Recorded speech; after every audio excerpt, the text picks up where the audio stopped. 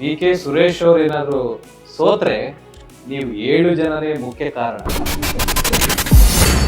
ಮುನಿರತ್ನ ಏನಾದ್ರು ಒಂದೇ ಒಂದು ಓಟು ಲಕ್ಷ್ಮೀದೇವಿ ನಗರದಲ್ಲಿ ಲೀಡಿಂಗ್ ತಗೊಂಡ್ಬಿಟ್ರೆ ಬಿಜೆಪಿಗೆ, ನಾನು ಲಕ್ಷ್ಮೀದೇವಿ ನಗರ ತಿರುಗಿ ಮಗನೆಲ್ಲ ರಾಷ್ಟ್ರೀಯ ಮಾಡಲ್ಲ. ಆರಾಗ ನಾನು ಬರ್ತೀನಿ, ಎಷ್ಟಪ್ಪ ಲೀಡಿಂಗ್ ಕೊಟ್ಟಿದ್ಯಾ?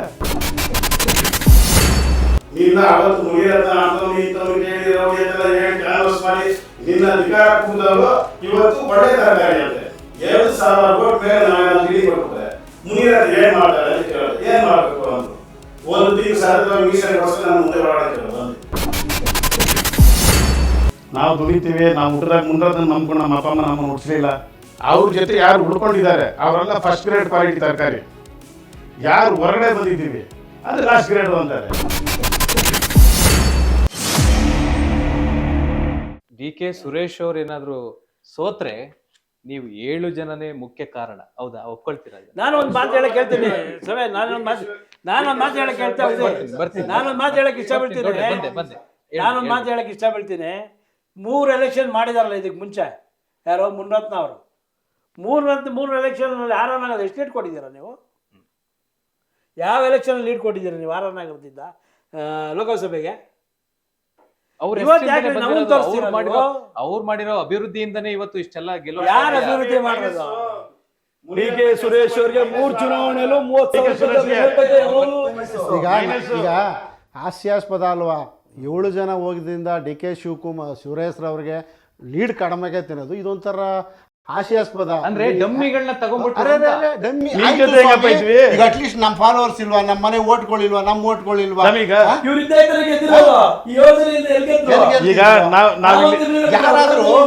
ಈಗ ಒಂದು ವಿಚಾರ ನಿಮ್ಗೆ ನೇರವಾಗಿ ಹೇಳ್ತೀನಿ ಕೇಳಿ. ಅವತ್ತಿಂದ ನಾನು ಬ್ಲಾಕ್ ಪ್ರೆಸಿಡೆಂಟ್ ಆಗಿದ್ದಾಗ ಜಾನಿ ಅವರು ವಾರ್ಡ್ ಪ್ರೆಸಿಡೆಂಟ್ ಜಾಲಿಯಲ್ಲಿ. ಅವತ್ತಿಂದ ಜಾನಿ ಯಾವ ಪಕ್ಷದಲ್ಲಿ ಇರ್ತಾರೆ ಅಲ್ಲಿ ಆ ಪಕ್ಷಕ್ಕೆ ಲೀಡಿಂಗ್ ಕೊಟ್ಕೊಂಡು ಬಂದವ್ರೆ. ನಾರಾಯಣ ಸ್ವಾಮಿ ಅವರು ಲಗ್ಗೆರೆಯಲ್ಲಿ ಯಾವ ಪಕ್ಷದಲ್ಲಿ ಇದ್ದಾರೆ ಅಲ್ಲಿ ಲೀಡಿಂಗ್ ಕೊಟ್ಕೊಂಡು ಬಂದವ್ರೆ. ಸಿದ್ದೇಗೌಡರು ಎಲ್ಲಿದ್ದಾರೋ ಆ ಪಕ್ಷಕ್ಕೆ ಲೀಡಿಂಗ್ ಬಂದೈತೆ. ನಾನು ಯಾವ ಪಕ್ಷದಲ್ಲಿ ಇದ್ದೀನೋ ಆ ಪಕ್ಷಕ್ಕೆ ಲೀಡಿಂಗ್ ಕೊಟ್ಕೊಂಡು ಬಂದಿದ್ದೀವಿ. ಈ 6 ವಾರ್ಡಲ್ಲಿ ಅವತ್ತಿಂದ ನಾವು ಕಾಂಗ್ರೆಸ್ಸಲ್ಲಿದ್ದಾಗ ಕಾಂಗ್ರೆಸ್ ಲೀಡಿಂಗು, ಬಿ ಜೆ ಪಿಗೆ ಈ ಮನುಷ್ಯನಿಗೋಸ್ಕರ ಬಿ ಜೆ ಪಿಗೆ ಹೋದ್ವಿ, ಬೇರೆಯವ್ರಿಗಲ್ಲ. ಒಬ್ಬ ಸ್ನೇಹಿತನ ಮಿನಿಸ್ಟರ್ ಸಿಗಲಿ ಅಂತ ಹೋದ್ವಿ. ಅರ್ಥ ಆಯ್ತಾರೆ? ಬೇರೆ ನಮ್ಗೆ ಆಕಾಂಕ್ಷೆ ಏನಿಲ್ಲ, ಆಕಾಂಕ್ಷೆ ಆತನಿಗೆ ಆಕಾಂಕ್ಷೆ ಇತ್ತು, ಸೇರಿ ಜೊತೆಗೆ ಹೋದ್ವಿ. ಅವತ್ತು next election B J P ನಾವು ಲೀಡಿಂಗ್ ಕೊಟ್ವಿ.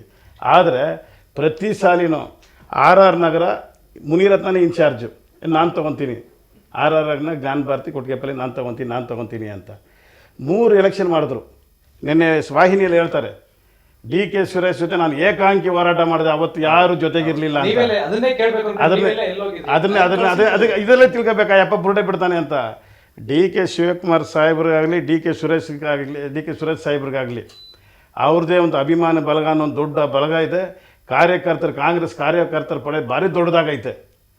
ಮುನಿರತ್ನ ಅದರಲ್ಲಿ ಆ ಕುಣ್ಣಿ ಅಂತಾರಲ್ಲ, 25 ಲಕ್ಷ ಇರ್ರಿ, 25 ಲಕ್ಷ ನೀನು ಶಾಸಕರ ತಾಕತ್ತಿರೋನಾಗಿದ್ದರೆ ನೀನು ಲೀಡಿಂಗ್ ಕೊಡ್ಬೇಕಾಯ್ತು.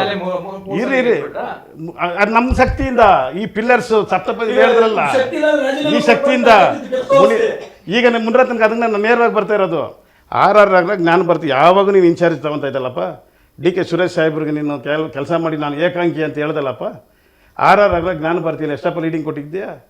ನಿನ್ನ ಜೊತೆಗೆ ಇಕ್ಕೊಂಡಿದ್ದಕ್ಕೆ ಐರನ್ ಲೆಗ್ ನೀನು. ನಿನ್ನ ಜೊತೆಗೆ ಇಕ್ಕೊಂಡಿದ್ದಕ್ಕೆ ಪ್ರತಿ 3 ಎಲೆಕ್ಷನಲ್ಲೂ ಕಾಂಗ್ರೆಸ್ ಪಕ್ಷ 26,000, 27,000, 30,000 ಮೈನಸ್. ಏನು ನಿನ್ನ ದುಡಿಮೆ ಅವತ್ತು? ನಿನ್ನ ಸ್ಯಾಕ್ರಿಫಿಕೇಷನ್ ಏನು? ನಿನ್ನ ಕಾಂಟ್ರಿಬ್ಯೂಷನ್ ಏನು? You are minus. ನಿನ್ನ ರಿಜೆಕ್ಟ್ ಮಾಡೋರ ಜನ. ಇವತ್ತು ಅದೇ ಆರ್ ಆರ್ ನಗರ ಜ್ಞಾನ ಭಾರತಿಯಲ್ಲಿ ಓಟ್ ಕೊಡ್ತಾರೆ ಅಂದರೆ ಮೋದಿ ಕೊಡ್ತಾರೆ ಬಿ ಜೆ ಪಿಯಿಂದ, ಮುನಿರತ್ನ ಕೊಡಲ್ಲ. ಮತ್ತೆ ಇನ್ನೊಂದು ಕೇಳ್ಪಟ್ಟೆ, ಇಂದ್ರ ಚಂದ್ರ ಅಂತ ಹೇಳಿ ಇಷ್ಟು ವರ್ಷ ಇದ್ಬಿಟ್ಟು ನಾವು ಯಾವತ್ತು ಇಂದ್ರ ಚಂದ್ರ ಎಲ್ಲಾನು ಅನುಭವಿಸಿ ಅವರಿಂದ ಏನ್ ಅನುಭವಿಸಿದ್ರೆ ನೀವು ಕೂಡ ಇಲ್ಲ ಅನುಭವಿಸಿದ್ರೆ ಅಂದ್ರೆ ತಪ್ಪು ಪ್ರಶ್ನೆ ಕೇಳ್ತಾ ಇದ್ದೀರಾ. ಆತ ಮಾಡಿರೋದು ಕೇಳಿದ್ರಲ್ಲ, ನಮ್ಮ ಸ್ನೇಹಿತರಲ್ಲಂಗೆ ನಾವು ಯಾವ್ದ್ರಲ್ಲಿ ಭಾಗ ತಗೊಂಡಿಲ್ಲ. ನಾವು ದುಡಿತೀವಿ. ನಾವು ಹುಟ್ಟಿದಾಗ ಮುನಿರತ್ನ ನಂಬ್ಕೊಂಡು ನಮ್ಮ ಅಪ್ಪ ಅಮ್ಮ ನಮ್ಮನ್ನು ಹುಟ್ಟಿಸ್ಲಿಲ್ಲ. ನಮ್ಮ ಅಪ್ಪ ಅಮ್ಮ ಹುಟ್ಟಿಸಿದ್ದಾರೆ, ಸ್ವಂತ ಶಕ್ತಿಯಲ್ಲಿ ಹುಟ್ಟಿಸಿದ್ದಾರೆ ಸರ್. ನಾವು ಯಾರು ಅರ್ಥ ಆಯ್ತಾರ? ನಾವು ಯಾರು ಕಳ್ತನ ಮಾಡಿಲ್ಲ ಸ್ವಾಮಿ. ನಾವು ಇವತ್ತು ನಿಮ್ಮ ವಾಹಿನಿ ಮುಂದೆ ಧೈರ್ಯವಾಗಿ ಕೂತ್ಕೊಂತೀವಿ ಅಂತ ಹೇಳಿ ಧೈರ್ಯವಾಗಿ ನಾವು ರಾಜಕಾರಣ ಮಾಡ್ತೀವಿ, ಧೈರ್ಯವಾಗಿ ನಾವು ಇವತ್ತು ಓಟ್ ಕೇಳ್ತೀವಿ. ಅದಕ್ಕೆ ಮುನಿರತ್ನನ್ಗೆ ನಾವು ನೇರವಾಗಿ ಒಂದು ಸವಾಲು ಆಗ್ತಾ ಇದ್ದೀವಿ. ನಿನ್ನೆ ಒಂದು ವಾಹಿನಿಯಲ್ಲಿ ನೀವು ಹೇಳ್ತಾ ಇದ್ದೀರಾ, ಇವತ್ತು ತರಕಾರಿಗಳನ್ನ ವ್ಯಾಲ್ಯೂ ಮಾಡ್ತಾರೆ, ಗ್ರೇಡ್ ಮಾಡ್ತಾರೆ. First grade quality, second grade quality, third grade quality ಅಂತ. ಹಂಗಾಗಿ ಫಸ್ಟ್ ಗ್ರೇಡರೆಲ್ಲ ನನ್ನ ಜೊತೆ ಇದ್ದಾರೆ. ಮಿಕ್ಕಿದವ್ರಲ್ಲ ಅವ್ರು ಕೇಳ್ತಾರೆ, ಹಂಗಾದ್ರೆ ಮಿಕ್ಕಿದವ್ರು ಈ 7 ಜನನ ಅಂದರೆ ಅದು ನನಗೆ ಗೊತ್ತಿಲ್ಲ ಅಂತೀಯ, ನುಣ್ಸ್ಕೊಂತಿದ್ಯಾ ನಿನ್ನ ವೈಯಕ್ತಿಕ ಅದು ಒಳ್ಳೆ ಇದೆಲ್ಲ. ನೀನು ಅನ್ಎಜುಕೇಟೆಡ್, ಅದೇ ಊರು ಪ್ರಪಂಚಕ್ಕೆ ಗೊತ್ತು, ನೀನು ಹೇಳ್ಕೊಂತೀಯ ವೇದಿಕೆ ಮೇಲೆ. ಅವ್ರು ಹೇಳ್ತಾರೆ ಅವ್ರ ಜೊತೆ ಯಾರು ಉಳ್ಕೊಂಡಿದ್ದಾರೆ ಅವರೆಲ್ಲ ಫಸ್ಟ್ ಗ್ರೇಡ್ ಕ್ವಾಲಿಟಿ ತರಕಾರಿ, ಯಾರು ಹೊರಗಡೆ ಬಂದಿದ್ದೀವಿ ಅದು ಲಾಸ್ಟ್ ಗ್ರೇಡು ಅಂತಾರೆ. ನಾನು ಹೇಳ್ತಾ ಇರೋದು ಆವತ್ತು ರಾಮಚಂದ್ರಪ್ಪ ನೀನು ಫಸ್ಟ್ ಟೈಮ್ MLA ಮುನಿರತ್ನ ಆದ್ರಲ್ಲ, ಆವತ್ತು ರಾಮಚಂದ್ರಪ್ಪ ನಿನ್ನ ವಿರೋಧಿ, ಇದೇ ಗೋವಿಂದರಾಜ್ ನಿನ್ನ ವಿರೋಧಿ, ಇದೇ ನಿನ್ನ ರಾಖಿ ನಿನ್ನ ವಿರೋಧಿ, ಇದೇ ಈ ಸುನಂದಮ್ಮ ಐರನ್ ಲೇಡಿ ಅಂತಲ್ಲ ಆ ಅಮ್ಮರ ವಿರೋಧಿ. ಆವತ್ತು ಇವರೆಲ್ಲ ನೀವು ವಿರೋಧವಾಗಿ ಕೆಲಸ ಮಾಡಿದಾಗ ಮಮತಾ ವಿರೋಧಿ ಇವರೆಲ್ಲ ಇವತ್ತು ನಿನಗೆ ಗ್ರೇಡ್ ಪಟೇಲ್ ಇರಿ ಸರ್. ನೀನು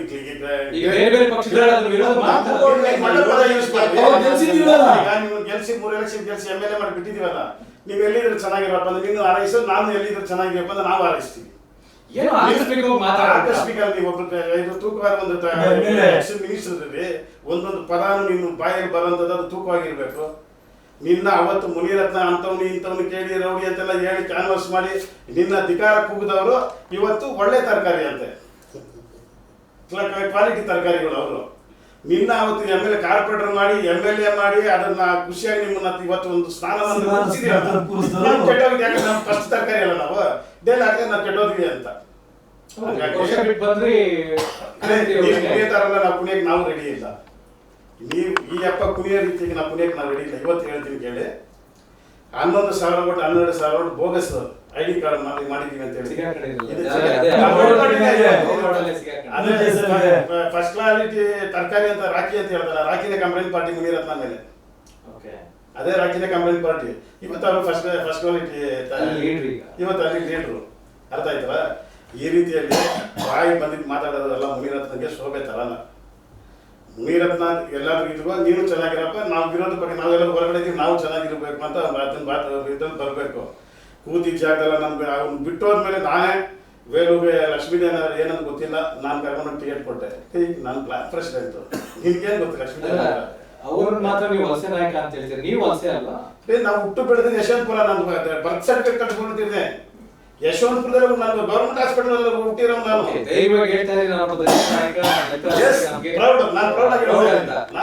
ವಲಸೆ ನಾಯಕ ಆಗ್ತಿರತ್ತಾನೆ ತಾವು ಕೂಡ, ಅಂದ್ರೆ ನೀವು ಮಲ್ಲೇಶ್ವರಂ ಫಸ್ಟ್ ಇದ್ದಾರಂತಲ್ಲ. ಮಲ್ಲೇಶ್ವರಂ ವಿಂಗಡಣೆ ಆದಾಗ ನಮ್ಮ ರೋಡ್ ಬಾರ್ಡರ್ ಮಾಡ್ಬಿಟ್ರು. ಲಕ್ಷ್ಮೀದೇವಿ ನಗರ ತಮಗೆ ತಮ್ಮ ವಾರ್ಡ್ ತಮ್ಗೆ ಗೊತ್ತೇ ಇರ್ಲಿಲ್ಲ, ಜನ ಪರಿಚಯ ಇರಲಿಲ್ಲ. ಮುನಿರತ್ನ ಗೊತ್ತಿಲ್ರಿ. ಮುನಿರತ್ನ MLA ಆದ್ಮೇಲೆ ಅವನಿಗೆ ನಮ್ಮ ಮನೆಯಲ್ಲ ಮೀಟಿಂಗ್ ಎಲ್ಲ ಹೇಳೋನೆ, ವೇಲು ನಾಯಕರಿಗೆ ಭಾಗದಲ್ಲಿ ಕರ್ಕೊಂಡು ಬಂದಾಗ ಮೀಟಿಂಗ್ ಆ ಸ್ಲಮ್ ಎಲ್ಲ ತೋರಿಸ್ಬಿಟ್ಟು ಹಂಗೆ ಕರ್ಕೊಂಡು ಹೋಗ್ಬಿಡೋಣ, ನೀವು ಒಳಗಡೆ ನೋಡೇ ಇಲ್ಲ ಅಂತ ಮುನಿರತ್ನ ಹೇಳಿದ್ದಾನೆ. ವೇಲುಗೆ ಮನೆ ಗೊತ್ತು, ಕಾರ್ಯಕರ್ತರು ನನ್ನ ಪ್ರೀತಿ, ನನ್ನ ಜನ ನನ್ನ ಪ್ರೀತಿಸ್ತಾರೆ, ಜಾತಿ ನೋಡಲ್ಲ. ಎಷ್ಟು ಲೀಡ್ ಬರ್ಬೋದು ಸರ್ ಈ ಸತಿ ಮಿನಿಮಮ್ ಮುನಿರತ್ನ ಚಾಲೆಂಜ್. ಇವತ್ತು ಮುನಿರತ್ನ BJP ಪರವಾಗಿ ಕೆಲಸ ಮಾಡಿದ್ದಾರೆ, ನಾವು ಕಾಂಗ್ರೆಸ್ ಪರವಾಗಿ ಕೆಲಸ ಮಾಡಿದ್ದೀವಿ. ಮುನಿರತ್ನ ಏನಾದರೂ ಒಂದೇ ಒಂದು ಓಟು ಲಕ್ಷ್ಮೀದೇವಿ ನಗರದಲ್ಲಿ ಲೀಡಿಂಗ್ ತಗೊಂಡ್ಬಿಟ್ರೆ BJPಗೆ, ನಾನು ಲಕ್ಷ್ಮೀದೇವಿ ನಗರದಲ್ಲಿ ತಿರುಗಿ ಮಲಗಲ್ಲ, ರಾಜಕೀಯ ಮಾಡಲ್ಲ. ನಾವೇನಾದ್ರೂ 2,000 5,000 ಓಟಲ್ಲಿ ನಾವು ಲೀಡಿಂಗ್ ಕೊಡ್ತೀವಿ, ಅದು ಬೇರೆ. 2,000 ಮೇಲೆ ಹಾಕಿದ್ರೆ ನನ್ನ ಸ್ನೇಹಿತಗಳ ಹತ್ರ ಹೇಳಿದ್ದೀನಿ, 2,000 ಓಟ್ ಮೇಲೆ ನಾವೇನಾದ್ರು ಲೀಡಿಂಗ್ ಕೊಟ್ಬಿಟ್ರೆ ಮುನಿರತ್ನ ಏನ್ ಮಾಡ್ತಾರೆ ಅಂತ ಕೇಳಿದೆ. ಏನ್ ಮಾಡಬೇಕು ಅಂದ್ರು, 1 ತಿಂಗಳು ಸತತವಾಗಿ ಮೀಸೆ ಕೊಡಿಸ್ಕೊಂಡು ನನ್ನ ಮುಂದೆ ಓಡಾಡಕ್ಕೆ ಹೇಳೋದು, ಒಂದೇ ಚಾಲೆಂಜ್. ನಾನು ರಾಜಕೀಯ ಬಿಡ್ತೀನಿ, ಈಗ ಚಾಲೆಂಜ್ ಮಾಡ್ತಾ ಇದ್ದೀವಿ. ಅರ್ಥ ಆಯ್ತಾ? ಮುನಿರತ್ನ ಲಕ್ಷ್ಮೀದೇವಿ ನಗರ ವಾರ್ಡಲ್ಲಿ ಒಂದೇ ಒಂದು ಓಟ್ ಲೀಡಿಂಗ್ ತಗೊಂಡ್ರೆ ನಾನು ರಾಜಕೀಯ ಆ ಭಾಗದಲ್ಲಿ ರಾಜಕೀಯ ಬಿಟ್ಬಿಡ್ತೀನಿ.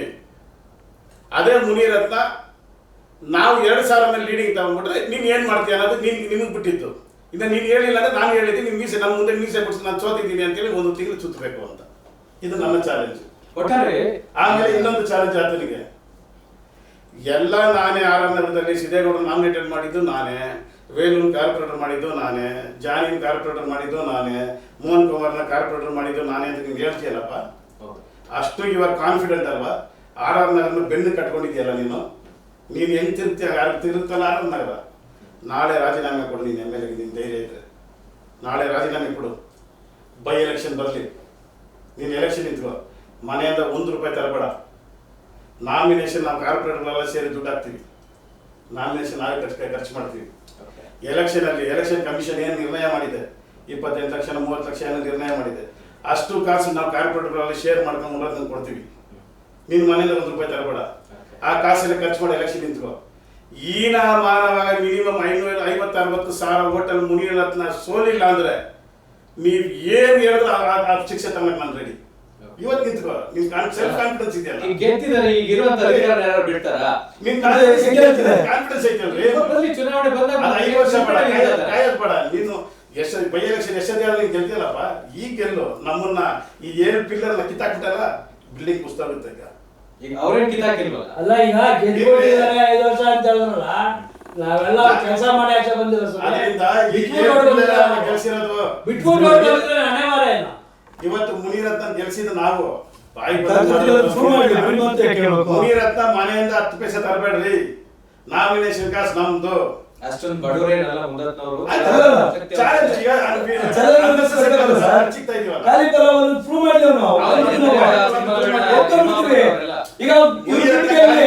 ಮಾತಾಡಿದ್ಯಲ್ಲಪ್ಪ, ಫಲಾವನ್ನ ಪ್ರೂವ್ ಮಾಡು. ನಾವು ಮುನಿರತ್ನ ಖಾಲಿ ಫಲಾವ ಅಂತ ನಾವು ಪ್ರೂವ್ ಮಾಡ್ತೀವಿ.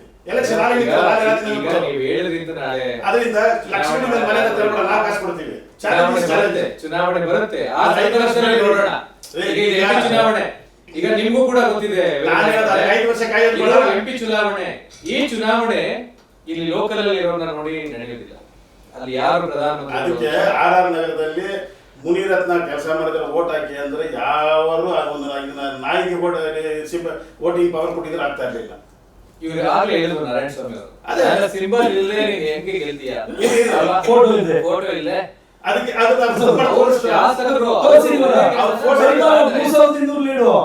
ಫೋಟೋ ಇಂದ ಗೆದ್ದು ತೋರಿಸಿದ್ರಲ್ಲ, ಅವ್ರ ಫೋಟೋ ಇಂದ ಬೇರೆ ಪಕ್ಷಕ್ಕೆ ಗೆದ್ದು ತೋರಿಸಿದ್ರಲ್ಲ. ಏನಾಯ್ತು? ಮುನಿರತ್ನ ಫೋಟೋ ಕೊಂಪು ಬಂದ್ಬಿಟ್ಟು ಕೊಂಪಿಂಗ್ ಹಾಕಾಯ್ತು. ಅರ್ಥ ಆಯ್ತಲ್ಲ? ಮುನಿರತ್ನ ಆ ಅಹಂಕಾರ ದುರಹಂಕಾರ ಬಿಡ್ರಿ, ಒಂದು ಸಾಹಸಕನಾಗಿ ಸಭ್ಯತೆಯಿಂದ ಬದುಕೋದು ಕಲೀರಿ. ಸಿದ್ದೇಗೌಡ, ಈ ಸರಿ ಈ ಒಂದು ಚುನಾವಣೆ ಹಿಂದೆ ದೇವೇಗೌಡರನ್ನ ಒಬ್ರು ಮಹಿಳೆ ಸೋಲಿಸ್ತಾರೆ, ತೇಜಸ್ವಿನಿ ರಮೇಶ್ ಅವರು. ರಾಮಕೃಷ್ಣ ಹೆಗಡೆ ಅವ್ರನ್ನ ಒಬ್ಬ ಯೂತ್ ಹೋಗಿ ನಿಂತು ಸೋಲಿಸ್ತಾರೆ. ಆ ಒಂದು ಹಿಸ್ಟ್ರಿಯನ್ನ ಈ ಒಂದು ಚುನಾವಣೆ ಏನು ನಿಮ್ಮ ಬೆಂಗಳೂರು ಗ್ರಾಮಾಂತರ ಕ್ಷೇತ್ರ ಮರುಕಳಿಸುತ್ತೆ, ಅದನ್ನ ನೆನಪು ಮಾಡ್ತೀವಿ ಬಿಜೆಪಿ ಪಕ್ಷ ಅಂತ ಹೇಳಿ ಶಾಸಕರು ಹೇಳಿದ್ದಾರೆ. ಏನಾಗ್ಬೋದು? ಮುನಿರತ್ನ ಅವರು ಹೇಳಿದಾಕ್ಷಣಕ್ಕೆ ಹೇಳಿದ್ದೇ ಆಗಬೇಕು ಅಂತಿಲ್ಲ. ನೀವು ಹೇಳಿದಾಗ ರಾಮಕೃಷ್ಣ ಹೆಗಡೆ ಅವರು ಸೋತಿದ್ದಾರೆ, ದೇವೇಗೌಡರು ಸೋತಿದ್ದಾರೆ. ಆದರೆ ಇಲ್ಲಿ ಬೆಂಗಳೂರು ಗ್ರಾಮಾಂತರ ಚುನಾವಣೆ ಬೇರೆ. ಇಲ್ಲಿ ಡಾಕ್ಟರ್ ಮಂಜುನಾಥ್ ಅವ್ರ ಬಗ್ಗೆ ನಮ್ಮ ಗೌರವ ಇದೆ. ಅವರ ವೃತ್ತಿಯಲ್ಲಿ ಒಬ್ಬ ಡಾಕ್ಟರ್ ಆಗಿ ಉತ್ತಮ ವ್ಯಕ್ತಿಯಾಗಿ ಇರೋದ್ರಲ್ಲಿ ನಾವು ಇವತ್ತು ನಮ್ಮ ಟೀಕೆ ಏನಿಲ್ಲ. ಆದರೆ ಇವತ್ತು DK ಸುರೇಶ್ ಅವರು ಏನು ಇವತ್ತು ಕೆಲಸವನ್ನು ಮಾಡಿ ಇಡೀ ಕ್ಷೇತ್ರ ಅಭಿವೃದ್ಧಿ ವಿಚಾರದಲ್ಲಿರ್ಬೋದು, ಜನಗಳನ್ನ ಲೀಡರ್ಗಳನ್ನ ಗುರುತಿಸುವಂಥ ವಿಚಾರ ಇರ್ಬೋದು, ಪ್ರತಿ ಹಳ್ಳಿಗಳನ್ನ ಸುತ್ತಿರುವಂಥ ವಿಚಾರ ಇರ್ಬೋದು. ಒಂದು ಎರಡನೇ ನಿಮ್ಮ ಗಮನ ತರಕ್ಕೆ ಇಷ್ಟಪಡ್ತೀನಿ. ಇಡೀ ರಾಜ್ಯ 28 ಕ್ಷೇತ್ರದಲ್ಲಿ 27 ಕ್ಷೇತ್ರ BJP ಪಾಲಾದಾಗ ಒಬ್ಬರು ಇಲ್ಲಿ ಗೆದ್ರು. ಅವತ್ತು ಮೋದಿ ಅಲೆ ಎಂದರು, ಮೋದಿ ನೋಡಿ ಓಟ್ ಹಾಕಿದ್ರು. ಅಂಥ ಸಂದರ್ಭದಲ್ಲೂ ಸಹ DK ಸುರೇಶ್ ಅವರು ಗೆದ್ದಿದ್ದಾರೆ. 1 ಲಕ್ಷ ಜನರ ಲೀಡರ್ ಗೆದ್ದಿದ್ದಾರೆ. ಸೋಲುವಂಥ ವಾತಾವರಣ ಅವ್ರು ಮುನ್ನದ ಥರ ಭ್ರಷ್ಟಾಚಾರ ಮಾಡಿಲ್ಲ, ನಾಯಕರಿಗೆ ಅವಮಾನ ಮಾಡಿಲ್ಲ, ನಾಯಕರಿಗೆ ಕೆಟ್ಟದಾಗಿ ನಡ್ಕೊಂಡಿಲ್ಲ, ಹೆಣ್ಣು ಮಕ್ಕಳ ಹತ್ರ ಗೌರವ ನಡ್ಕೊಂಡವ್ರೆ. ಯಾವುದೇ ರೀತಿಯ ಒಂದು ಇದನ್ನ ಕ್ಷೇತ್ರದಲ್ಲಿ ಅವ್ರು ಮಾಡ್ಕೊಂಡಿಲ್ಲ. ಯಾಕೆ ಜನ ಓಟ್ ಹಾಕ್ಬಾರ್ದು? ಮೋದಿ ಎಲೆನಲ್ಲೇ ಗೆದ್ದಂಥವ್ರು, ಅದೊಂದು ಲೆಕ್ಕಾಚಾರ, ಅವ್ರ ಪಕ್ಷದ ಲೆಕ್ಕಾಚಾರ, ಅದನ್ನು ಮಾಡ್ತಾರೆ ಅವರು. ಆದರೆ ಮುನಿರತ್ನ ಅವ್ರ ಲೆಕ್ಕಾಚಾರ ರಾಂಗ್. ಮುನಿರತ್ನ ಅವರು ನಿಜವಾಗ್ಲೂ ರಾಂಗ್ ಲೆಕ್ಕಾಚಾರ. ಅದರ ಕ್ಷೇತ್ರದ ಜನ ತೀರ್ಮಾನ ಮಾಡ್ತಾರೆ. ಬಿಜೆಪಿ ಅವರು ಹೇಳ್ತಾ ಇದ್ದಾರೆ 100% ಗೆದ್ದೇ ಗೆಲ್ತೀವಿ ನಾವು, ಮಂಜುನಾಥ್ ಅವರು ಗೆಲ್ತಾರೆ ಅಂತ ಹೇಳಿ. ಇರಲಿ, ಅದು ಅವರ ಹೇಳ್ತಾರೆ. ನಿಮಗೂ ಕೂಡ ಅದೇ ಒಂದು ಕಾನ್ಫಿಡೆನ್ಸ್? ಖಂಡಿತ ಆ ಕಾನ್ಫಿಡೆನ್ಸ್ ನಮಗೂ ಇದೆ. ಮುಖ್ಯವಾಗಿ ಅವ್ರು ಮಾಡಿರೋ ಕೆಲಸ ಇದೆ. ಇವತ್ತು ಸರ್ಕಾರ ಇದೆ, ಸರ್ಕಾರದ ಗ್ಯಾರಂಟಿಗಳಿದೆ. ಅದರಲ್ಲೂ ಮಹಿಳೆಯರಿಗೆ ಅತಿ ಹೆಚ್ಚಿನ ಸವಲತ್ತನ್ನು ಇಡೀ ಕರ್ನಾಟಕ ಇತಿಹಾಸದಲ್ಲಿ ಪ್ರಪ್ರಥಮ ಬಾರಿಗೆ ಇವತ್ತು DK ಶಿವಕುಮಾರ್ ಇರ್ಬೋದು, ಸಿದ್ದರಾಮಯ್ಯ ಇರ್ಬೋದು, ಮಹಿಳೆಯರಿಗೆ ಸವಲತ್ತುಗಳನ್ನು ಕೊಟ್ಟಿದ್ದಾರೆ, ಅದನ್ನು ಜಾರಿ ಮಾಡಿದ್ದಾರೆ. ಇವೆಲ್ಲವನ್ನು ನಾವು ನೋಡಿದಾಗ ಬರೀ DK ಸುರೇಶ್ ಅವರು ಒಬ್ಬರು ಅಷ್ಟೇ ಅಲ್ಲ, ಕರ್ನಾಟಕದಲ್ಲಿ 20ರಿಂದ 22 ಸೀಟು ಕಾಂಗ್ರೆಸ್ ಇವತ್ತು MP ಚುನಾವಣೆ ಗೆಲ್ಲುತ್ತೆ ಅಂತ ಇವತ್ತು ಕೆಲವು ವರದಿಗಳು ನಿಮ್ಮಂಥ ವಾಹಿನಿಗಳಿರ್ಬೋದು, ಕೆಲವು ವಾಹಿನಿ ಇದರಲ್ಲಿ ಬರ್ತಾ ಇದೆ ಇವತ್ತು. ಅದಕ್ಕೆ ಕಾರಣ ಇವತ್ತು ಸರ್ಕಾರ. DK ಶಿವಕುಮಾರ್ ಅವರು ಈ ರಾಜ್ಯದ ಉಪಮುಖ್ಯಮಂತ್ರಿ ಇದ್ದಾರೆ. ಅವರ ಸ್ವಂತ ತಮ್ಮ ಕನಕಪುರ ಸ್ವಂತ ಅವರ ಕಾನ್ಸ್ಟಿಟ್ಯೂನ್ಸಿ, ರಾಮನಗರ ಅವರ ಸ್ವಂತ ಕಾನ್ಸ್ಟಿಟ್ಯೂನ್ಸಿ. ಈ ಲೆಕ್ಕಾಚಾರ ನಾವು ಹೇಳ್ತೀವಿ, ಅವರವ್ರ ಲೆಕ್ಕಾಚಾರ ಅವ್ರದ್ದು. ಅವರು ನಾವು ಗೆಲ್ತೀವಿ ಇಷ್ಟು ಲೀಡರ್ ಬರ್ತೀವಿ ತಪ್ಪಿಲ್ಲ. ಆದರೆ ಮುನ್ರತ್ನ ಹೇಳೋದೆಲ್ಲ ರಾಂಗು. ಅದೇನೋ ಹುಚ್ಚಿ ಬಂದರೆ ಉಂಡವನೇ ಜಾಣ ಅಂತಾರಲ್ಲ, ಹಾಗೆ ಮುನ್ರತ್ನ ಕೆಲಸನೇ ಮಾಡಿಲ್ಲ ಸರ್. ನಾನು ಚಾಲೆಂಜ್ ಮಾಡ್ತೀನಿ, ಆರಾಧನದಲ್ಲಿ ಎಲ್ಲಿ ಕೆಲಸ ಮಾಡಿದ್ರಿ ಬಿಜೆಪಿ ನೀವು? ಆರಾಧನದಲ್ಲಿ ಎಲ್ಲಿ ಮಂಜುನಾಥ್ ಪರವಾಗಿ ಎಲ್ಲಿ ಕೆಲಸ ಮಾಡಿದ್ರಿ ನೀವು? ಮನೇನ ಕೂತಿದ್ರಿ. ಆಯಪ್ಪನ ಇದಷ್ಟೇ, ಅದನ್ನ ನಾವು ಕಣ್ಣಾರ ನಾವು ಹೇಳ್ಬೇಕು, ಜನ ಹೇಳ್ಬೇಕು. ಮುನ್ರಾತ್ನ ಯಾವ ವಾರ್ಡ್ ಬಂದ್ರು, ಒಂದೇ ಒಂದು ಸಭೆ ಮಾಡಿದ್ದೀನಿ ಅಂತ ಮುನಿರತ್ನ ಪ್ರೂವ್ ಮಾಡಿ ತಗೊಳ್ರಿ ಫೋನು, ನೇರ ಸಂಪರ್ಕಕ್ಕೆ ಅವ್ರನ್ನ ಈಗ ತಗೊಳ್ರಿ. ನಿಮ್ಮ ವಾಹಿನಿ ಮುಖಾಂತರ ಅವ್ರ ಫೋನ್ ಸಂಪರ್ಕ ತಗೊಳ್ಳಿ. ಲಗ್ಗೆರೆಯಲ್ಲಿ ಯಾವ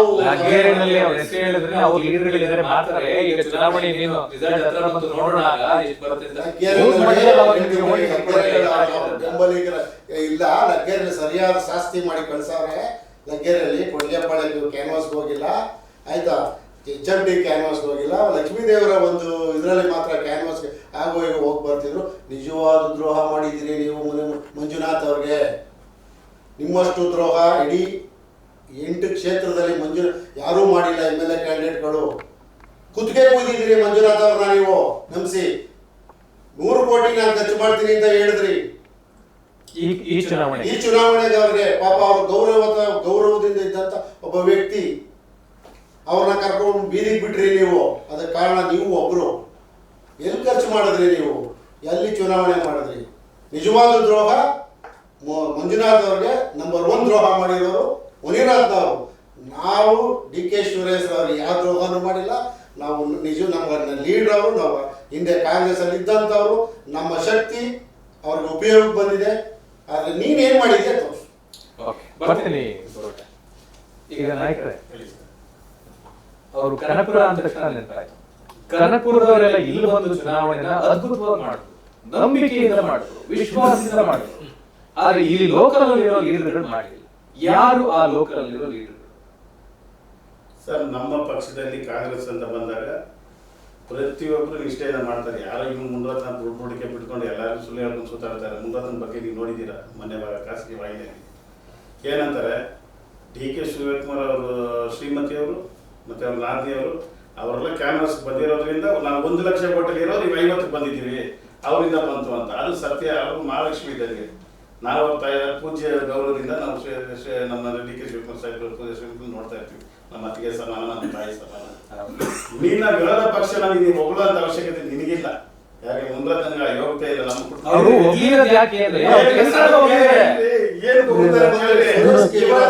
ಇವತ್ತೇ ಬಕೆಟ್ ಹಿಡಿಯೋದು. ನಾನು ಹೆಚ್ಚು ಕಮ್ಮಿ ಮತ್ತೆ ರಾತ್ರಿ DK ಶಿವಕುಮಾರ್ ಕಾರ್ಯಕ್ರಮ ಪಕ್ಷಕ್ಕೆ ಸೇರ್ಕೊಂಡ್ಬಿಡೋಣ ಅಂತ ಇವತ್ತು ಅಡಿಪಾಯ ಹಾಕೋದು. ಶ್ರೀಮತಿ ನಮಸ್ಕಾರ ಹುಡ್ಕೊಂಡು ಕಾಲಿಗೆ ಬರಲ್ಲ. ಇವತ್ತು ರೆಡಿ ಮಾಡ್ಕೊಳ್ಳೋದು. DK ಅಲ್ಲಿ ಏನಾದ್ರು BJP ಏರ್ಪೇರ್ ಆಯ್ತು, ಸೆಂಟ್ರಲ್ ಮೋದಿ ಬರ್ಲಿಲ್ಲ, ಹೆಚ್ಚು ಕಮ್ಮಿ ಆಯ್ತು, ಇಂಡಿಯಾ ಒಕ್ಕೂಟ ಬಂದ್ಬಿಡ್ತು, ರಾತ್ರಿ ಬಂದು DK ಶಿವಕುಮಾರ್ ಕಾಲಿಗೆ ಬಿಟ್ಬಿಡೋದು. ನಾನು ಅವತ್ತಿನ ಸಹಕಾರ ಮಾಡಿದ್ದೀನಿ, ಅಕ್ಕನ ಬಗ್ಗೆ ಮಾತಾಡಿದ್ದೀನಿ, ಅದಕ್ಕೆ ಬಗ್ಗೆ ಮಾತಾಡಿದ್ದೀನಿ.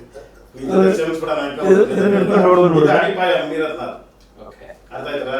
ಊಸವಲ್ಲಿ ಅಂತ ಹೇಳ್ತಾರೆ. ಬಣ್ಣ ಅಲ್ಲಲ್ಲೇ ಚೇಂಜ್ ಆಗ್ತಾ ಇರ್ತಾವ. ಅಲ್ಲಲ್ಲೇ ಅವನು ಹಿಂದೆ ಹೋದಾಗ ನಮ್ಮನ್ನ ಅರ್ಥ ಆಯ್ತಾರ?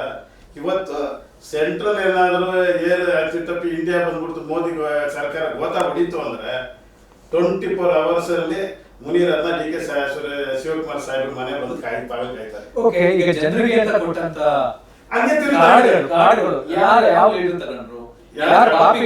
ಯಾವ ಕಾರ್ಡು? ಈಗ ಜನರಿಗೆ ಒಂದು ಥ್ಯಾಂಕ್ಸ್ ಅಂತ ಹೇಳ್ಬಿಟ್ಟು ಹೋಟೆಲ್ ಆದ್ಮೇಲೆ ಓಟ್ ಹಾಕೋ ಸಂದರ್ಭಗಳಲ್ಲಿ ಕೆಲವೊಂದು ವೋಟರ್ ಐಡಿಗಳನ್ನ ನಾವು ಯಾವ ಕಾರ್ಡ್ ಕಲೆಕ್ಟ್ ಮಾಡಿಲ್ಲ. ಶಾಸಕರು ಹೇಳಿದಾರಲ್ಲ, ಯಾವ ಪಾಪ ಅಂತ ನಾವು ಹೇಳ್ತಾ ಇದ್ವಿ ಇಷ್ಟೊತ್ತು. ಬರೀ ಬುರುಡೆ, ಬರೀ ಸುಳ್ಳು. ಅದನ್ನ ತಗೊಂಡು ನಾವು ಮಾಡಿ ಡಿಸ್ಕಸ್ ಮಾಡಿ ನಾವೇ ಇದು ಆಯ್ತಾಯ್ತರ. ಬರೀ ಬುರುಡೆ. ಅಯ್ಯಪ್ಪ ರೆಡಿ ಆಗವ್ರೆ.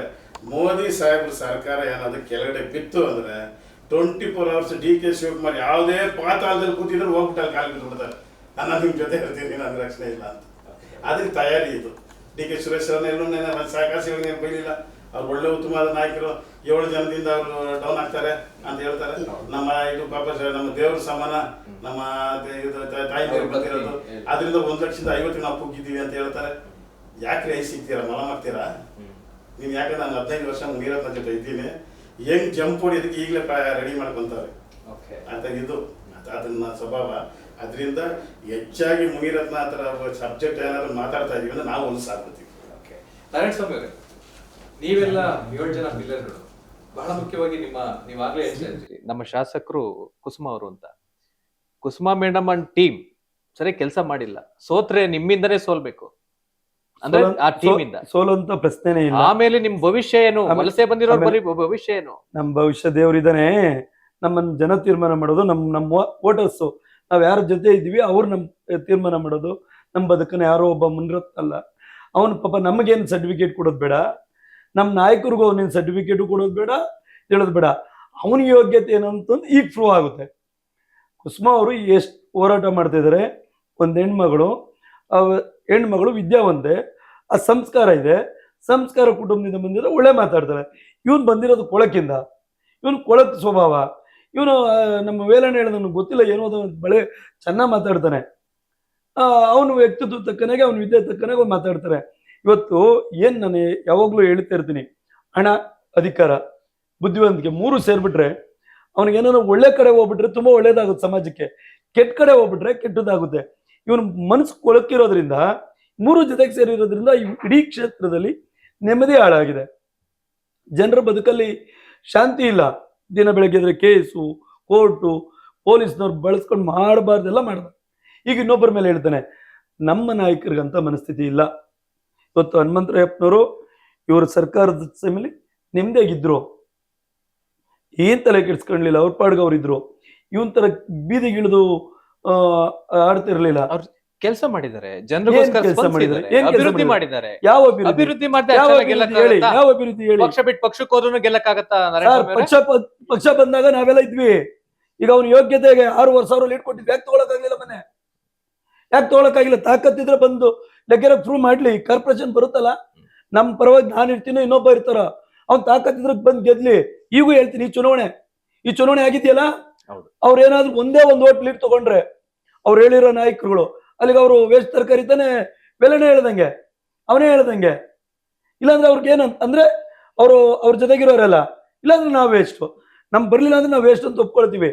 ಬಂದ್ರೆ ಏನು ಕುತ್ಕೊಂಡು ಮೀಡಿಯಾದಲ್ಲಿ ಹೇಳೋದಲ್ಲ, ಜನರಿಗೆ ಏನಾದ್ರು ಮಾಡಿರ್ಬೇಕಲ್ಲ. ವ್ಯಕ್ತಿಗಳು ನಮ್ಮ ರಾಮಚಂದ್ರಪ್ಪ ಅವರದ್ದು, ಗೋವಿಂದ ಆಗ್ಬೋದು, ನಮ್ಮ ಲಕ್ಷ್ಮೀಕಾಂತ್ ಆಗ್ಬೋದು, ಅವ್ರು ಯಾರು ವೇಸ್ಟ್ ಅಲ್ಲ. ಅವರು ತೂಕದ ವ್ಯಕ್ತಿಗಳೇ, ನಾವು ತೂಕದ ವ್ಯಕ್ತಿಗಳೇ. ಅವ್ರು ಹೇಳಿರೋದು ಬಿಟ್ಟು ಹೋಗಿರೋರಷ್ಟೇ ಖಾಲಿ, ಅವ್ರ ಹತ್ರ ಉಳ್ಕೊಂಡಿರೋರೆಲ್ಲ ಗಟ್ಟಿ ಅಂತ. ಏನವರು ನಾನು ಹೇಳ್ತೀನಿ, ಈಗ ಓಟ್ ಬರ್ಲಿಲ್ಲ ಅಂದ್ರೆ ಅವ್ರೇನು? ಒಂದು ವಿಚಾರ, ಅವರು ಗಟ್ಟಿನೇ, ಯಾವಾಗ್ಲೂ ಒಂದು ವಿಚಾರ, ನಾವು ಅವ್ರ ಬಗ್ಗೆ ದೂಷಿಸ್ತಾ ಇಲ್ಲ. ರಾಮಚಂದ್ರಪ್ಪ ಅವರು, ಲಕ್ಷ್ಮೀಕಾಂತ್ ರೆಡ್ಡಿ ಅವರು, ತಿಮ್ಮರಾಜು ಅವರು, ರಾಕಿ ಎಲ್ಲಾರು ಅವರು ಒಬ್ರು ಲೀಡರ್. ಅದ್ರ ಬಗ್ಗೆ ನಾವು ಅಲ್ಗಾಯ್ತಾ ಇಲ್ಲ. ಆದ್ರೆ ನೀನು ನಾಯಕವಾಗಿ ತೆಗಿದೆಯಲ್ಲ, ಇದು ಟುಸ್ಸು, ಇದು ಖಾಲಿ ಪಲಾವು. ನಮ್ಮನ್ನೆಲ್ಲ ಏಮಾರಿಸಿ ನಾವೆಲ್ಲ ಖರ್ಚು ಮಾಡಿ ಈ ಅಪ್ಪನ ಒಬ್ಬ ಖಾಲಿ ಪಲಾವ್ನ ಲೀಡರ್ ಮಾಡ್ಬಿಟ್ಬಿಟ್ವಿ. ನೀನ್ ಖಾಲಿ ಪಲಾವು, ಅವರೆಲ್ಲ ಲೀಡರ್, ನಾವು ಒಪ್ಕೊಂತೀವಿ. ಲಕ್ಷ್ಮೀಕಾಂತ್ ರೆಡ್ಡಿ ಲೀಡ್ರು, ತಿಮ್ಮರಾಜು ಲೀಡ್ರು, ರಾಕಿ ಲೀಡ್ರು, ರಾಮಚಂದ್ರಪ್ಪ ಲೀಡ್ರು, ಗೋವಿಂದರಾಜ್ ಎಲ್ಲ ಲೀಡ್ರು. ಅವ್ರ ಜೊತೆ ಸೇರಿಸವ ನಾವು ಲೀಡರ್ಗಳೇ. ಖಾಲಿ ಪಲಾವಿ ಮುನಿರತ್ನಾನೆ, ಬೇರೆ ಯಾರು ಅಲ್ಲ. ಸಿದ್ದೇಗೌಡ್ರೆ, ಏನಾದ್ರೂ ನೀವೆಲ್ಲ ಪಕ್ಷಕ್ಕೆ ನಿಮ್ಮ ಎಲ್ಲರೂ ಕೂಡ ನಂಬಿಕೆ ಇಟ್ಕೊಂಡು ಕಾಂಗ್ರೆಸ್ ಪಕ್ಷ ಅಥವಾ ಡಿ.ಕೆ. ಸುರೇಶ್ ಅವ್ರು ಕರೆದ, ಡಿ.ಕೆ. ಶಿವಕುಮಾರ್ ಅವ್ರು ಕರೆದ, ಬೇರೆ ಪ್ರಶ್ನೆ. ಕಾಂಗ್ರೆಸ್ ಪಕ್ಷ ತಮ್ಮನ್ನೆಲ್ಲರೂ ಕೂಡ ಪಕ್ಷಕ್ಕೆ ಸೇರಿಸ್ಕೊಳ್ತಾರೆ. ಏನಾದ್ರೂ ನೀವು ಪಕ್ಷಕ್ಕೆ ಬಂದ ಮೇಲೆ ಕೂಡ ಇವರು ಕೆಲಸ ಮಾಡೋದಿಲ್ಲ, MLA ಅವ್ರ ಪರವಾಗಿ ಕೆಲಸ ಮಾಡ್ತಾರೆ, ಅದು ಬಿಜೆಪಿ ಪರವಾಗಿ ಮಾಡ್ತಾರೆ, ಇದು MP ಚುನಾವಣೆ, ಎಲ್ಲಿ ನಮ್ಮ ಲೀಡರ್ಗಳ ಮುಖ ನೋಡ್ಕೊಂಡು ಓಟ್ ಹಾಕ್ತದೆ ಜನ ಅಂತ ಏನಾರು ಸೈಲೆಂಟ್ ಆಗ್ಬಿಟ್ರ ಅದು ಶಾಸಕರ ಗಮನಕ್ಕೆ ಏನಾರ ಹೋಯ್ತಾ? ಯಾರಾದ್ರು ನಿಮ್ ಕಾರ್ಯಕರ್ತರು, ಅವ್ರ ಕಾರ್ಯಕರ್ತರು ಹೇಳಿದ್ರ? ಏನಾರ ಆಗಿ ಅವ್ರಿಗೆ ಮೆಸೇಜ್ ಸಿಕ್ಕಿರ್ಬೋದಾ? ಖಂಡಿತ ಅಂತ ಒಂದು ದ್ರೋಹದ ಕೆಲಸವನ್ನ ನಾವು ಯಾವ ಲೀಡರು ಮಾಡಿಲ್ಲ. ಯಾಕೆಂದ್ರೆ ಒಂದು ಪಕ್ಷ ತಾಯಿ ಇದ್ದಾಗೆ ಅವ್ರ ಜೊತೆಗೆ ಇದ್ದಾಗೂ ಮಾಡಿಲ್ಲ ಸರ್, ಇಲ್ಲೂ ಮಾಡಿಲ್ಲ. ಎದುರು ನೇರವಾದ ಹೋರಾಟನೆ ಪಕ್ಷ ಒಂದು ಅದು ತಾಯಿ. ಅವ್ರಿಗೆ ಎಲೆಕ್ಷನ್ ಕೆಲಸ ಮಾಡಿ ಅವ್ರನ್ನ ಗೆಲ್ಸ್ಬಿಟ್ಟು ಪಕ್ಷ ಬಿಟ್ಟು ಬಂದಿರೋ ನಾವು ಅಲ್ಲಿಯೂ ಸಹ ನಾವು ಅವ್ರಿಗೆ ಕೆಲಸ ಮಾಡಿ ದ್ರೋಹ ಮಾಡಿ ಬಂದಿಲ್ಲ, ನಾವು ಆಚೆ ಮಾಡಿ ಬಂದಿರೋ. ನಾವು ಅವ್ರಿಗೇನೋ ದ್ರೋಹ ಮಾಡಿ ಬಂದಿದ್ರೆ ಇವತ್ತು ಎಲ್ಲಿರ್ತಾ ಇದ್ರಿ ನೀವು? ಸೇರ್ಕೊಂಡಿರೋರು ಎಲೆಕ್ಷನ್ 6 ಜನ ನಾವು ಮೊದಲೇ ಬಂದ್ಬಿಟ್ಟಿದ್ವಿ ಬಿಡಿ. 6 ಜನದಲ್ಲಿ 2 ಬಿಟ್ಟಿದ್ರೆ ಅಲ್ಲೇ ಹೋಗ್ಬಿಡೋರು. ಮಾಜಿ ಶಾಸಕರಾಗಿರ್ಬೇಕಾಗಿತ್ತು. ನಾವು ಎಲ್ಲೇ ಇರಲಿ, ಯಾರ ಜೊತೆ ಇರಲಿ, ಆ ವ್ಯಕ್ತಿಗೆ ನಿಷ್ಠೆಯಾಗಿರ್ತೀವಿ, ಆ ಪಕ್ಷಕ್ಕೆ ನಿಷ್ಠೆಯಾಗಿರ್ತೀವಿ. ಇವತ್ತು ಕುಸುಮ ಅವರು ವಯಸ್ಸಿನ ನಮ್ಮೆಲ್ಲರಿಗೂ ಚಿಕ್ಕವರು, ಯುವತಿ, ಆದರೂ ನಾವು ಅವ್ರನ್ನ MLA ನಮ್ಮ ನಾಯಕಿ ಒಪ್ಕೋತೀವಿ ಪ್ರಾಮಾಣಿಕವಾಗಿ. ನಾನೊಂದು ವೇದಿಕೆ ಹೇಳಿದೆ, ನನ್ನ ಮಗಳ ಸಾಮಾನ್ಯ ಅಂತ.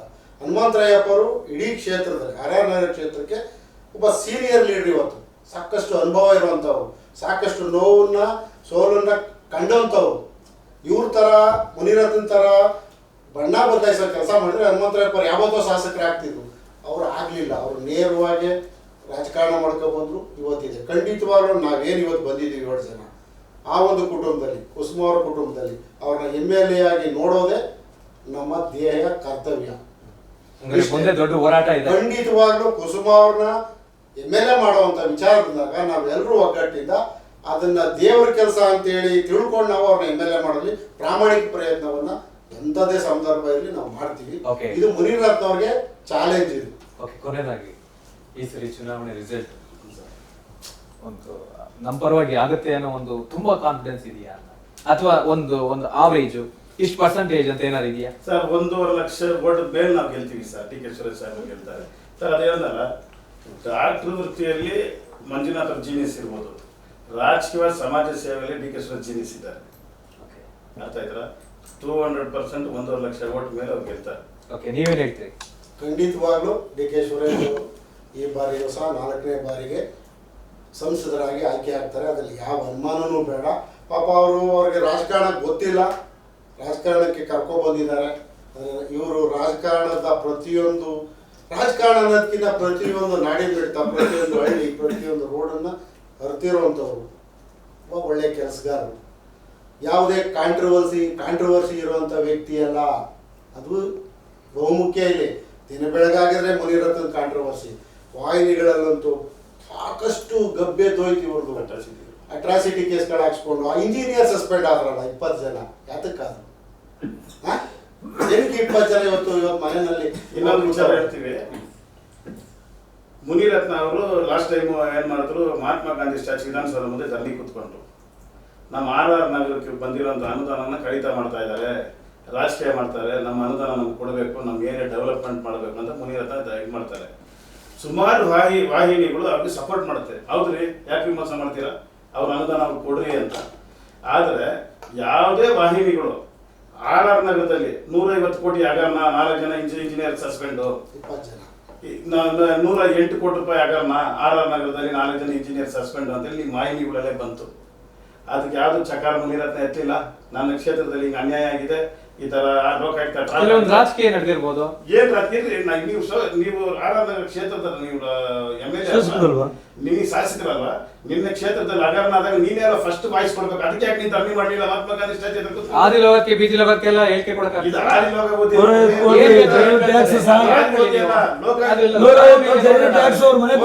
ಸರ್, ಒಂದ್ ನಿಮಿಷ. ಕೋರ್ಟ್ ಅಷ್ಟೇ ಗೌರವ ಇರುವಂತದ್ದು, ಲೋಕಾಯುಕ್ತ ಕೋರ್ಟಲ್ಲಿ ನೋಡ್ಕೊಳ್ತೀವಿ. ನಂದು ಕಳ್ತನ ಮಾಡಿದ್ದೀರಾ 150 ಕೋಟಿ ರೂಪಾಯಿ ಅಂತ ಈಗ ಹಗರಣ ಬಂದಿದೆಯಲ್ಲ ಟಿವಿಯಲ್ಲಿ, ಅದ್ರ ಬಗ್ಗೆ ಸೂಕ್ತವಾಗಿ ತನಿಖೆ ಆಗಲಿ. ಅವ್ರು ಕಾಂಟ್ರಾಕ್ಟರ್ ವಿರೋಧವಾಗಿ ನೀನ್ ಯಾಕೆ ಮಹಾತ್ಮ ಗಾಂಧಿ ಸ್ಟ್ಯಾಚ್ಯೂ ಕೂತಿಲ್ಲ? ತನಿಖೆ ಮಾಡ್ಲಿ, ಅವಾಗ ಹೇಳಿಕೆ ಕೊಡ್ತೀವಿ. ಅದಕ್ಕೆ ಆ ತನಿಖೆ ಮಾಡೋ ತನಕ ನೀವು ವೆಯ್ಟ್ ಮಾಡ್ಬೇಕಲ್ಲ. ನಾವು ಕೇಳ್ತಾರದು ಇಷ್ಟೇ, ಸಿದ್ದರಾಮಯ್ಯ ಸಾಹೇಬ್ರ ಸರ್ಕಾರದಲ್ಲಿ ಎಷ್ಟು 106 ಕೋಟಿಗಳು ಫಂಡ್ಸ್ ಬಂತು, ಯಾವ ರೀತಿ ಯೂಸ್ ಮಾಡಿದ್ದೀರಾ? ಯಡಿಯೂರಪ್ಪ ಅವರು CM ಆಗಿದ್ದಾಗ ಎಷ್ಟು ಫಂಡ್ಸ್ ಬಂತು, ಯಾವ ರೀತಿ ಯೂಸ್ ಮಾಡಿದ್ದೀರಾ? ಆದ್ರೆ ಆ ದುಡ್ಡುಗಳೇ ಹಗರಣ ಅಂತೇಳಿ ಟಿವಿಗಳಲ್ಲಿ ಬಂದಿತ್ತು, ತನಿಖೆಯಲ್ಲಿ ಇದ್ದು ಚಾರ್ಜ್ ಶೀಟ್ ಆಗಿರೋಂಥದ್ದು. ಅದನ್ನ ನೀನು ಫಸ್ಟ್ ಅದನ್ನ ಕ್ಲಿಯರ್ ಮಾಡ್ರಿ. ಈಗ ನಿಮ್ ಸರ್ಕಾರ ಇದೆ, ನೀವೇ ಅದನ್ನ ಹೇಳಿ. ಶಾಸಕರಿಗೆ ನಾವು ಹೇಳೋದು ಹಗರಣ ಕೈ ಬಿಟ್ಬಿಡ್ತೀಯ? ಯಾಕೆ ಆ ಕಾಂಟ್ರಾಕ್ಟರ್ ಯಾರು? ಮುನಿರತ್ನ ಎದೆ ನೀವು ಮುಟ್ಕೊಂಡು ಹೇಳು, ಯಾರು ಬೇನಾಮಿ ಅವರೆಲ್ಲ ಕಾಂಟ್ರಾಕ್ಟರ್?